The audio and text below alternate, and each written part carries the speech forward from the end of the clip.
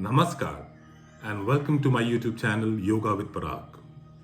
Now we're talking about being aware of few important points one should understand thoroughly before one starts the practice of yoga.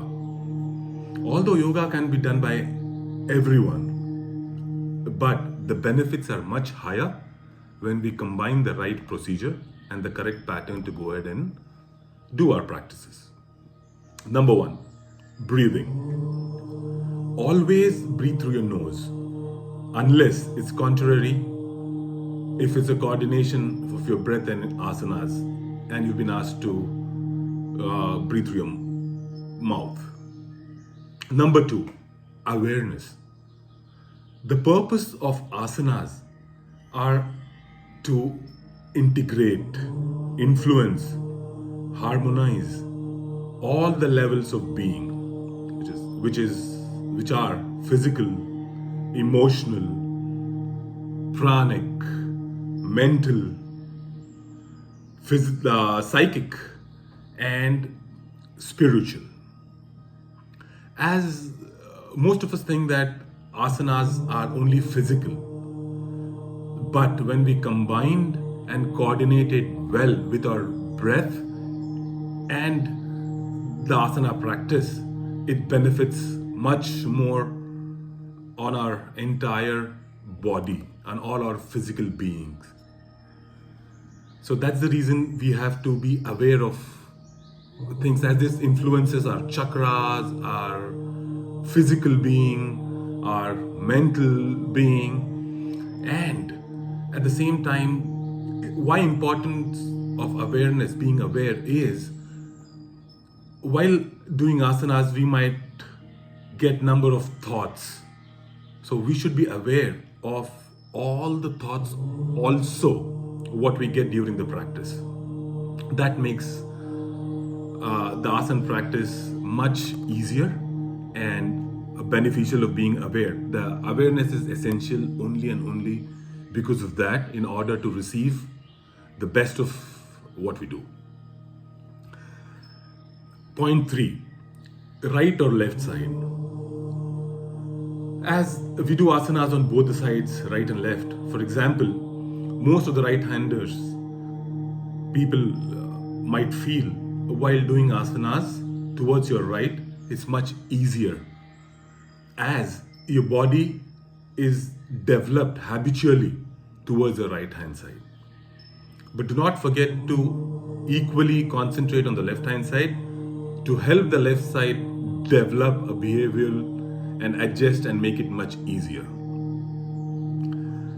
Relaxation, the fourth point. Relaxation is also very important, and this can be done through shavasana. And whenever, while in the practice, you are mentally or physically tired, I suggest you go ahead and just lie on shavasana practice. This helps us to release our tension physically and mentally. And it's no harm. Yoga is always done with your own pace and own comfort level. Sequences is the next. After Shatakarma, asanas have to be done, followed by pranayama and dhyana. Then comes the counterpose.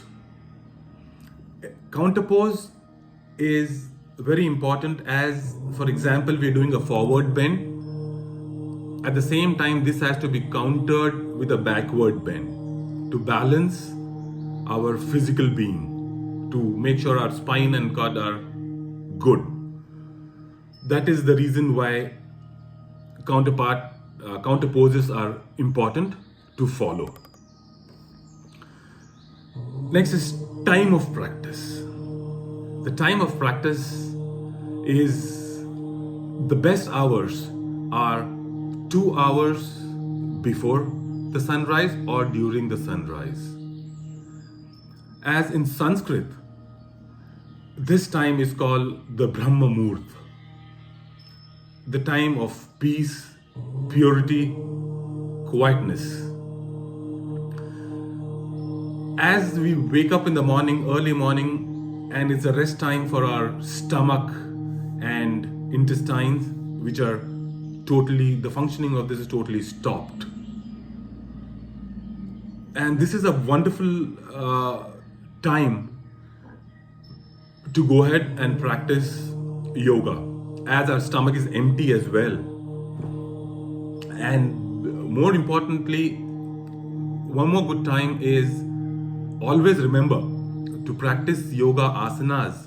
It should be empty stomach. So if you have food, at least a gap of 3 to 4 hours is suggested before we go ahead and start the practice. Or 2 hours before sunset or during the sunset is also a good time to practice. Pregnancies. Ladies with pregnancies, please make sure, do not strain yourself. Be careful. Do not do inward or forward bendings, which will affect the stomach or and so on. Make sure you take proper care and you are doing your practices under guidance of a yoga teacher, a confident yoga teacher or a doctor. Then comes the age limitation, which a lot of people might have questions as to what age is it good to do yoga. Yoga is for all age limit. There is no age limit for it. From a child to an old age, everyone can go ahead and practice yoga. Then comes the place of practice. The place of practice is very, very important. Make sure you practice, if you're practicing at home or an open hall, is ideal. Do not practice close to a furniture or anything in and around your yoga practice. As if you lose balance and fall, there are incidents where people have been injured falling on the furniture or your TV is broken and so on. So practice or in an open hall where there is no furniture in and around your practice area, or practice in an open garden with flowers, which is pretty and beautiful. Make sure you don't practice where there is a lot of smoke, a lot of foul smell. All the practice should be in a pleasant atmosphere. You yourself have to be pleasant as well. That's what makes it pleasant and beautiful. The next is blanket. Make sure you have a thin blanket underneath your feet, or the yoga mat, which gives you a connection between the earth and your practice. Your body is firm. Do not practice on a thick foam, as that affects your spinal column and the spinal cord, as it's not straight. So always practice on a blanket which is straight and helps you to be straight for your spinal cord. Then comes bathing. Just have a cold shower bath before you practice. That makes the muscle little easier and better habituated for your practice. Emptying the bowls. This is very, very important. Make sure all the bowls are empty before the start of the practice. And if you think that you have constipation, go ahead and have some Pavan Muktasanas before the practice, as these are important aspects of going ahead and starting any practice of yoga. Empty the stomach. Make sure the stomach is not full, it's been emptied before you start any of the practices. Then comes the next point of diet. Although yoga practitioners is not written anywhere that it has to be a vegetarian diet only, that would come as in you go forward with higher yogic practices. But natural food, not the processed, is ideally suggested for yoga practitioner for better being and better health benefits of it. Next point is no straining. Yeah, make sure you're not strained with the asanas. It might take some time for our muscles to get used to what we're doing. It might take several weeks or months for our muscles to get used to what we're doing and for you to find that beneficial. But any time of strain, make sure you just go ahead and take rest. Okay, now comes the contras, the contraindications. What are the contraindications of yoga or practices what we should know? Or make sure any heart problem, fractured bones, back issues, stomach ulcers. Do not go ahead and do practice without a competent yoga practitioner under their guidance or consulting a doctor.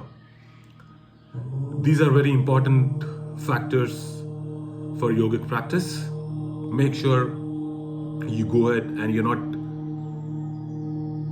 in pain while doing anything. So I suggest a competent yoga practitioner will help you, or even for that matter with tuberculosis, cardiac problems, as I've mentioned earlier. So make sure, be safe, do your research, get in touch with a competent yoga practitioner or a doctor if you are going through any of these illnesses or issues what you suffer. Inverted asanas. Inverted asanas are not to be done for anyone with a issue of high blood pressure, diseases of brain, operations. And what I mean by inverted asanas are any asanas where your neck is below your trunk. Yes. So avoid these asanas, and these asanas, if have to be done, make sure they are done under a competent yoga practitioner or a doctor advice. Termination of asanas. Termination of asanas is very important. As you feel uncomfortable, make sure you terminate the asanas right there and then. Do not go ahead and be in pain, and that will not take us anywhere. So make sure we know when to terminate the asanas. These are few points that we have to understand thoroughly before we go ahead and start our practice. I hope this video helps you, and if you like the video, make sure subscribe to the channel, like the channel, and hit the subscribe button for further videos on yoga practices, asanas, meditation, chakra, awakening, and much more. Dhanyawad. Thank you everyone, and have a wonderful, wonderful week ahead.